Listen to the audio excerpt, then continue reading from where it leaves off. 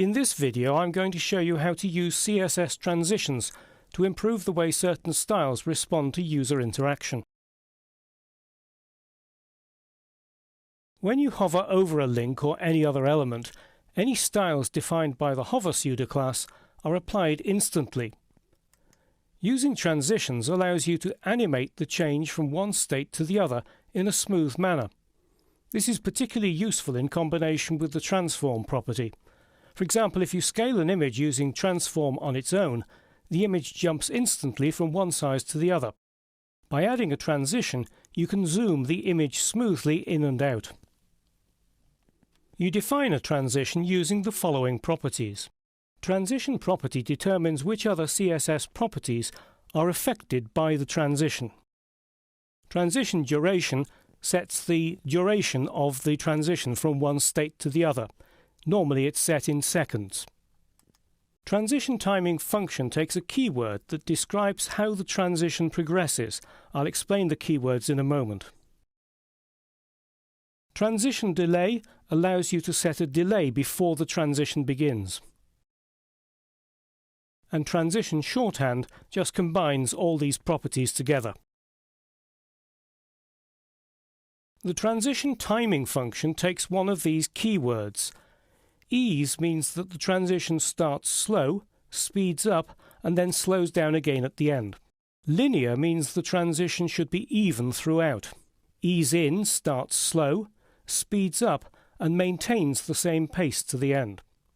Ease out maintains a steady pace from the start, but slows down at the end. Ease in out is similar to ease, but the slower pace at the start and end is more pronounced.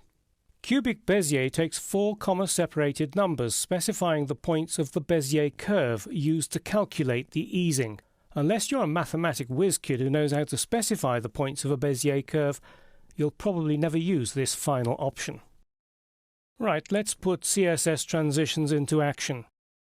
In this page I've applied the transform property to scale the images when they're hovered over.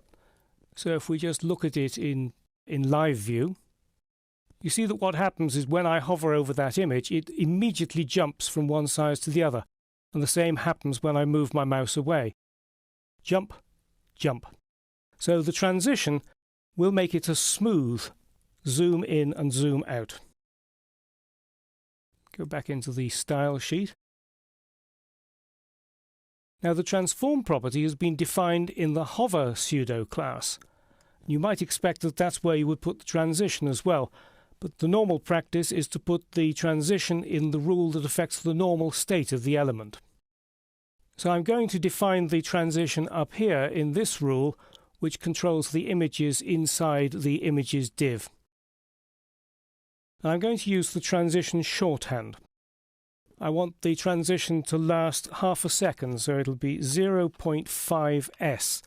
S is the unit of measurement for seconds in CSS, and like all units of measurement, there should be no gap between the number and the unit itself. And from the code hints, I'm going to pick ease in out as the transition timing function. And that's all I really need to do. I don't particularly want to delay the transition, and I want it to apply to all the elements within the style rule, and that's the default way in which transitions work. You only need to specify the property if it's only one property that you want to change. CSS transitions are very new, so you need to use vendor-specific prefixes for the transition property, and you need to use it for all of the browsers. So that means I need to copy this transition rule and paste it 4 times.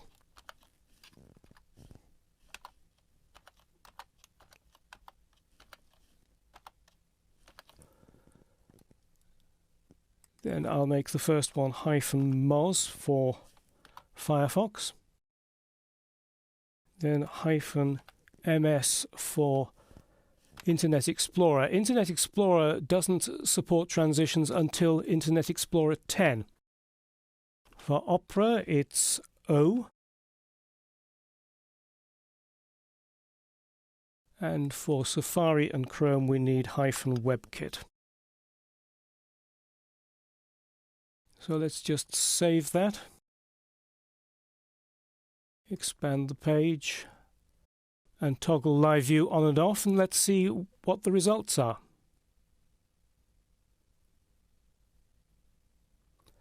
In live view, it isn't a very smooth transition, but you can see that the images are expanding and contracting over time rather than instantaneously.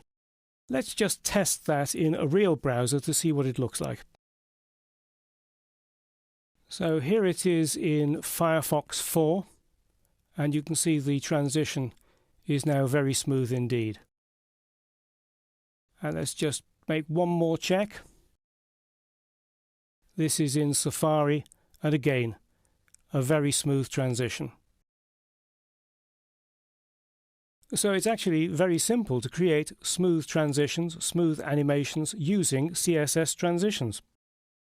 Using CSS transitions allows you to achieve effects that were previously possible only with JavaScript or Flash, and used in moderation they can greatly enhance web pages, but I wouldn't go overboard and use them purely for the sake of doing so.